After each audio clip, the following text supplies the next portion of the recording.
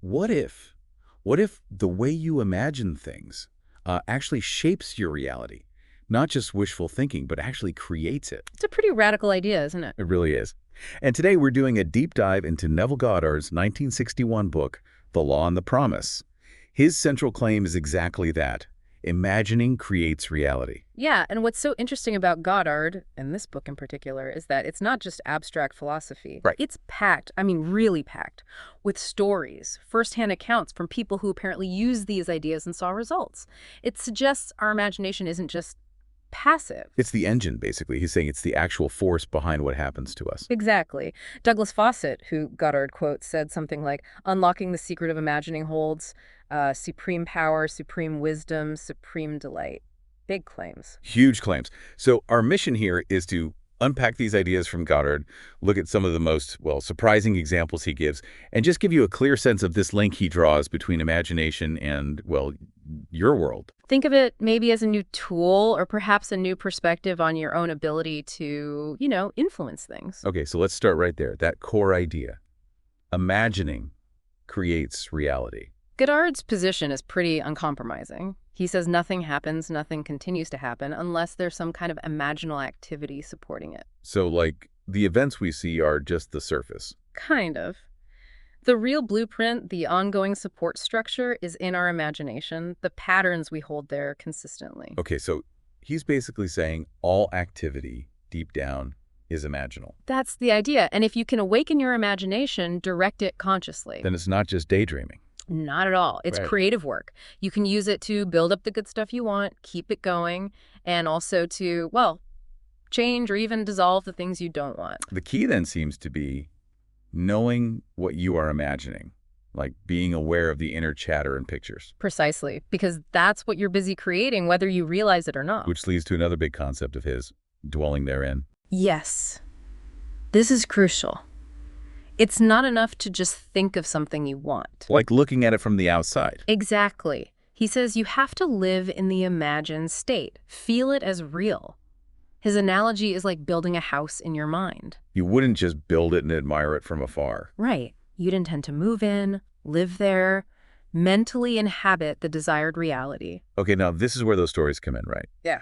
Tell us about the couple who wanted the apartment building. Right. This is a classic Goddard example. They wanted this building, but crucially, they didn't have the money. Zero funds. So instead of focusing on the lack, They focus entirely on the end result. They mentally walked through this imagined building, saw it finished, occupied. They even imagined specific details, like chatting with happy tenants. and they imagined a specific friend, Mrs. X, saying something. Yes, congratulating them on the beautiful new building. They really lived in that scene in their imagination repeatedly. And then what happened? Well, seemingly out of the blue, a contractor contacts them, offers to finance and build the whole thing. And as they're renting it out, things unfold just like their imaginal scenes, including apparently Mrs. X showing up and saying the exact words they had imagined her saying. That's uncanny. Right. It wasn't just a wish then, it was like a rehearsal. A sustained, sensory-rich, mental occupation of the state that seemed to, well, draw the physical circumstances to it. Incredible. And there was another one, the woman who needed a bear house. Yes, similar principle. Big family, pets, needed more space, didn't just wish for it. What did she do? For 4 nights, she went to sleep, imagining she was already sleeping in the kind of large house she desired, really feeling the reality of it, Just for 4 nights, huh? apparently. On the 5th day, her husband runs into someone randomly who makes an offer on their current house and buys it quickly. Kicking off the search for the new place. Right.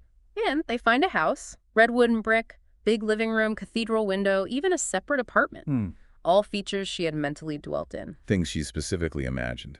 Exactly. And even when the agents doubted they could get it, she kept returning in her imagination to standing on the balcony of that house, feeling it was hers. And they got it. They did.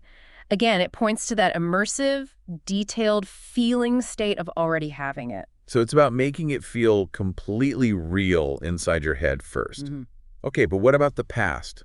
What if past failures or problems feel like they're blocking you? That's where Goddard introduces revision. This is a really interesting one. Revision, like editing. Kinda, yeah. He suggests you can mentally go back to a past event, especially a negative one, and rewrite it in your imagination. Change the scene, change the outcome. Why would you do that? Because, he argues, the causes of many present problems are actually in these unrevised past scenes.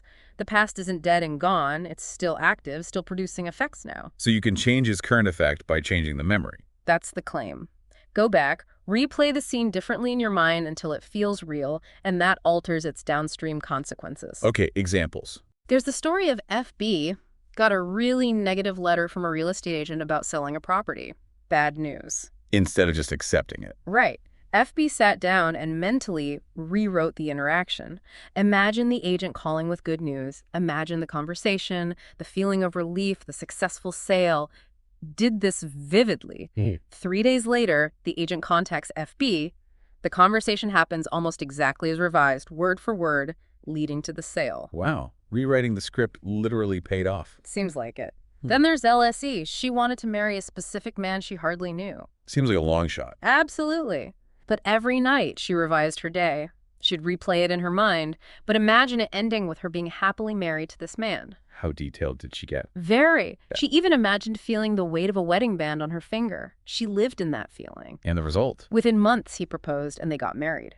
It suggests that consistent, emotionally charged imagining of the end state can bridge seemingly impossible gaps. Okay, another one. Mr. RS and the neglected property. Yes, he was upset about this rundown place nearby, worried about the kids living there. But instead of just complaining or feeling helpless, He revised it. he did. Consistently in his imagination, he saw the house fixed up, saw a happy family living there, thriving. He focused on that positive image. And externally. Eventually, the original family moved out, a new couple moved in, fixed up the place, and the whole situation transformed, matching his revised vision. It suggests our inner focus can influence things beyond our direct control. It certainly implies that. And it wasn't just external things. LH used revision for a physical issue, a back injury she'd had for 40 years. 40 years. How did she revise that? She went back in her imagination to the original incident on a swing set. She relived it, but this time she changed the ending. She imagined landing safely without injury, vividly replayed the revised event. And after 40 years of pain, Within 2 months, the chronic pain was completely gone. that's profound. It really connects mind, body, and this idea of rewriting the past's influence. All these stories seem to build this picture. What we consistently dramatize in our imagination today can become the objective fact of tomorrow. It makes you think. Goddard even mentions that novel, Futility, written years before the Titanic. Yeah, the parallels were eerie. A large ship, deemed unsinkable, hitting an iceberg in the North Atlantic. Not enough lifeboats. It raises questions, doesn't it? About collective imagination or how these inner dramas might ripple outwards. It does. It echoes what Catherine Mansfield said, change your attitude and life itself changes. Goddard frames prophets not as fortune tellers of a fixed future. But as people who see what can be built from certain persistent imaginal activities. Exactly. They see the potential harvest of what's being sown in imagination. Like the dancer who imagined his own studio. Right. He didn't just wish for it. He consistently imagined being in his studio, teaching, hearing specific positive comments. He manifested the first one, then used the same process for a second. And later, he imagined speaking to a large audience. Yes, and getting specific approval from a Mr. Murray. He lived in that scene mentally. And then, at a convention, it happened just as he'd imagined, including Mr. Murray's comments. Even Goddard, or the author reporting these stories, had an experience like this. Yeah, wrote a novelette with certain plot points, and then found herself living through remarkably similar events in her own life. It all points back to that freedom to imagine what you desire and the potential for it to manifest. Like the quote, "And it came to pass as he interpreted to us, so it was." And sometimes the connections are subtle, these unseen threads linking imagination to outcome. Like TK needing money. Yes, needed a specific amount. TK constructed a detailed imaginal scene, being at the bank, the cashier counting out the money, the feeling of it. And the result. Received an unexpected check for slightly more than the amount imagined. The details mattered, but the essence manifested. And the horse race winner? AJF. Another great one. Didn't just hope to win. Vividly imagine holding the winning ticket, feeling the excitement, going to the window, cashing it in. Lived in that future moment. And a series of coincidences led to the win. Exactly.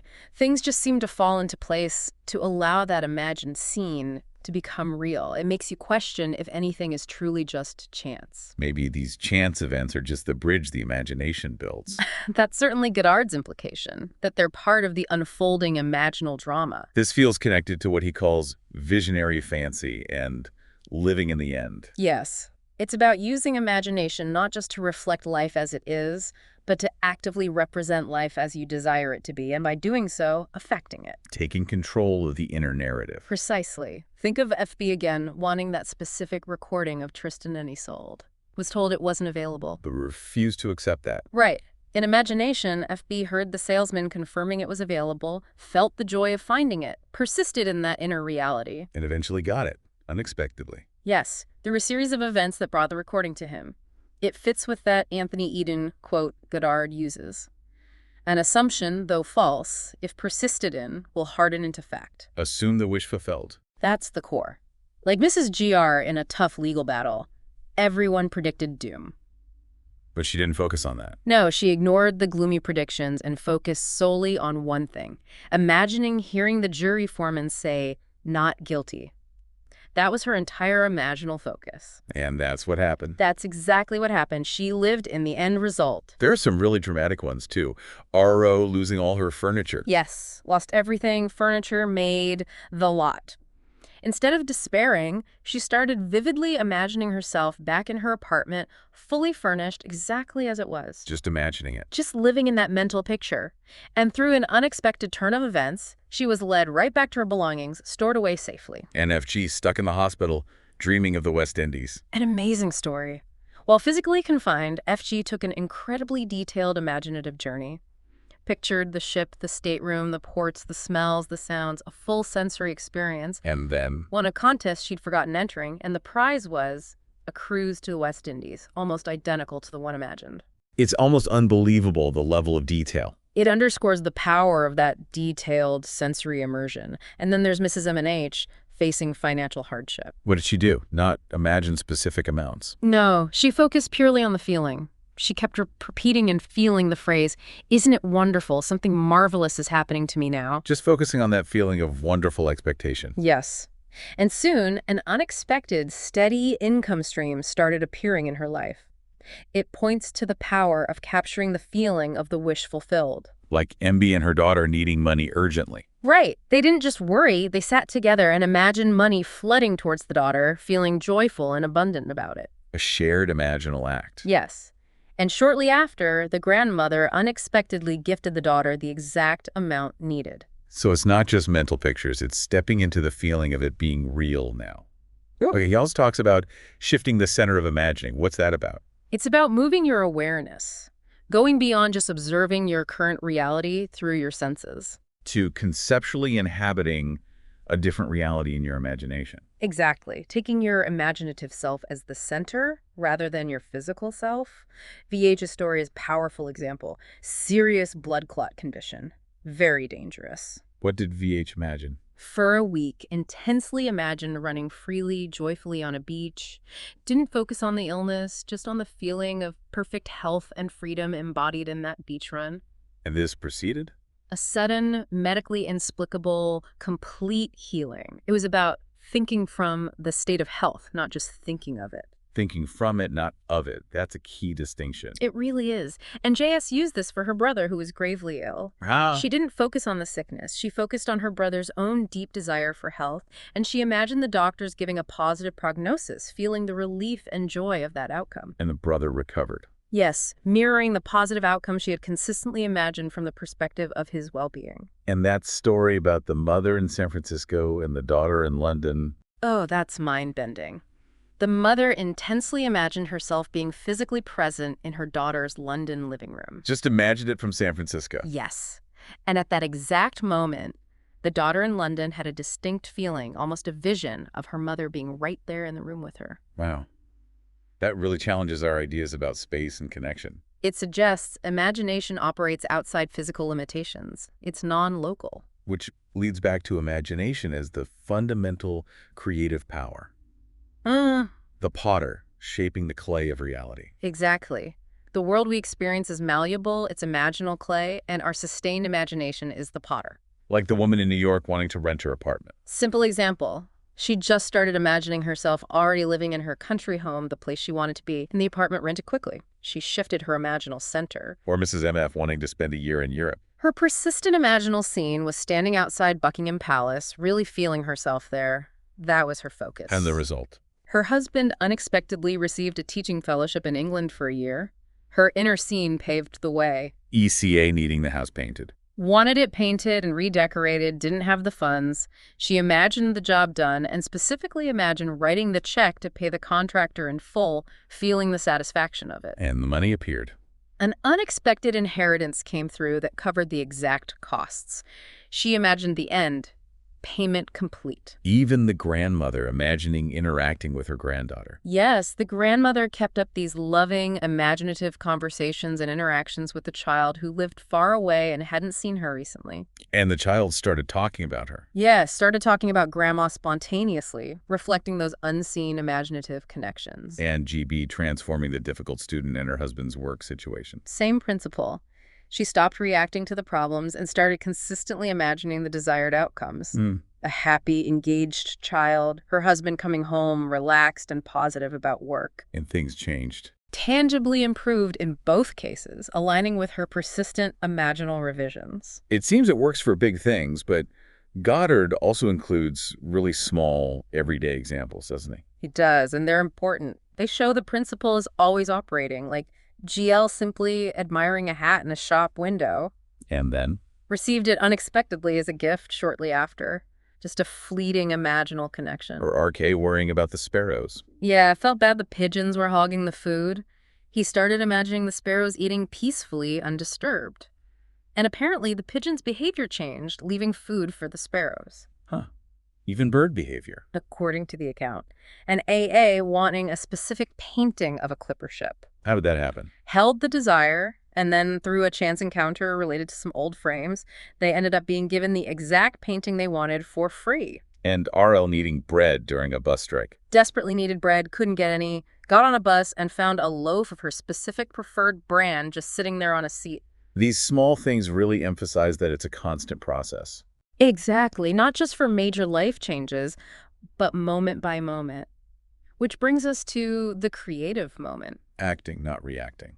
That's the idea. It's that point where you consciously choose to respond from your imagination, from your desired state, rather than just automatically reacting to whatever circumstance appears.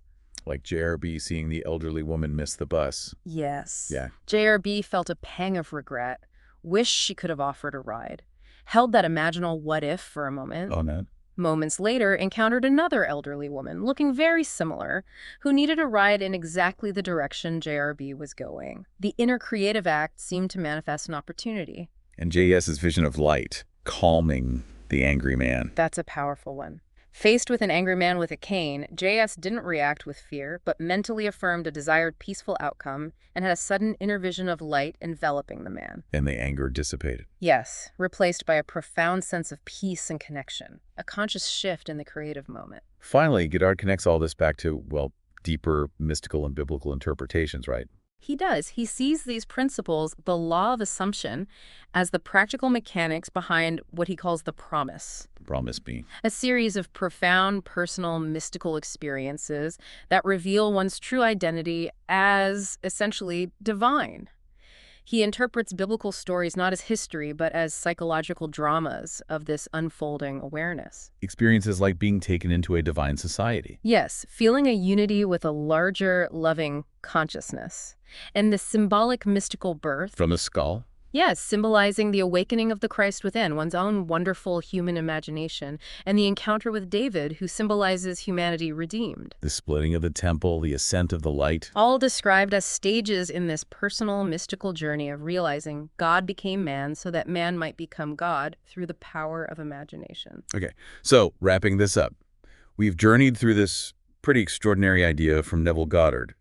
Imagination isn't just fantasy. It's presented as the actual creative power in our lives. Right. We've looked at the power of really dwelling in the feeling of the wish fulfilled, living in that desired state mentally. The potential of revision, going back and changing the past in imagination to alter the present. And just the sheer importance of becoming aware of and consciously directing our imaginal activity moment to moment for things big and small. It really shifts the locus of control inward, doesn't it? Completely. So maybe the question to leave you with, to really mull over, is this. If your imagination truly holds this kind of creative power for your reality, What will you choose to imagine next? What reality will you start to build right now from within? it's a powerful question to ponder. Maybe this depth dive has sparked some curiosity for you, perhaps to look into Goddard's work yourself or just to start experimenting. Yeah, see how these ideas resonate. Do they connect with things you've experienced? What possibilities might open up if you started to consciously apply them? Definitely food for thought. Consider how you might test this in your own life.